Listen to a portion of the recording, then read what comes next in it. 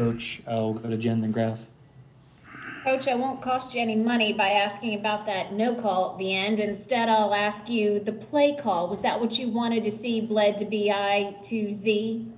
Well, there's no play call, Jen. I mean, there's, it's a scrambled situation off of a steal with no timeouts left. So guys are just making plays. So there's no play call. I mean, look, we got Bled set a great screen on the handoff. Brandon was open, went downhill. Our two best players involved in the play, and the ball goes to Zion at the rim. So certainly good plays made by our guys. So his triple-double gets a bit diminished in the loss, albeit, but how important was that to coming back from 21 turnovers to be in a position like that to possibly win? Well, look, we fought hard to give ourselves a chance, and we didn't let go of the game with 3.5 minutes to go or whatever it was. Under 4 minutes to go, down 13. Our guys fought hard. And throughout the game, from the second quarter on, we'd go down double figures. We'd get it back to 4 or 5. We'd go down double figures. We'd get it back to 4 or 5. Our guys kept fighting. I mean, we had some problems tonight. The number one problem is we weren't ready to play at the beginning of the game. We've been a good first quarter team, and we weren't ready tonight. And we were lucky, to be honest, to only be down 10 at the end of the first quarter. I mean, we just weren't ready to play at either end of the floor. And then 15 turnovers in the first half, 21 for the game. I mean, it's tough on the road against a good team. You're not really giving yourself a great chance doing that. So I love the fight from the start of the second quarter on, but not being ready early and turning the ball over too much, particularly in the first half, is the difference in the game. Coach, what was the difference defensively for you, especially in that fourth quarter, to force those turnovers? Because that really you were able to get back into it and obviously almost won the game because of them. I mean, guys continuing to play hard, a little bit of an air of desperation and, going after it with a little more juice than we did early in the game. I was proud of our guys for that, but what you want to do there is finish it off, take advantage of the mistakes and get that thing to overtime or even, shoot the 3 on that last possession and win it, whatever it was. You would like to have come out of here with a win. Coach, did you get a chance to see the final play in like a video replay or anything like that? And if so, what did you see? I did see the replay, and I saw exactly what you saw, Christian. So, I mean, I guess, at the point, do you feel like there's something more Z has to do to kind of get these calls? Is this something he has to say publicly or embellish, on the court? I guess, this is something you've talked about a lot as about the amount of contact he gets. So I guess what can he do at this point?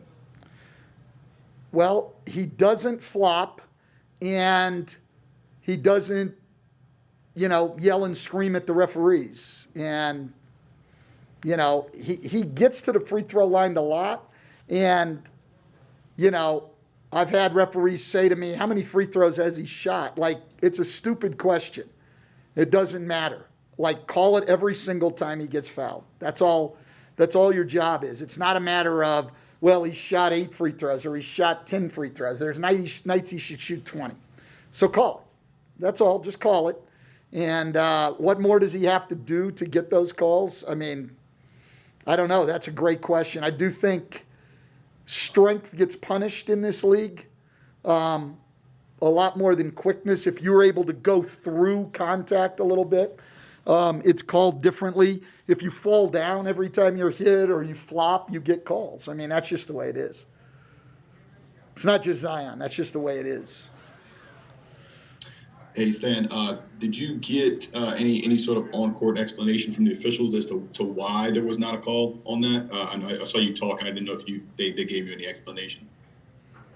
No, they said it was clean. They said it was all ball. I mean, there's no other explanation. Clearly, that's what they're going to say. I mean, what are you going to say? I mean, like, there was a foul and I decided not to call it. They're not going to say that. They said it was all ball. I just wanted to make sure that's what they said too. Yeah. Stan, if he flops on that, you think he might get the call or have a better shot at getting the call? And is the fact that it's the end of the game does that weigh into them being less, I don't know, likely to make that call?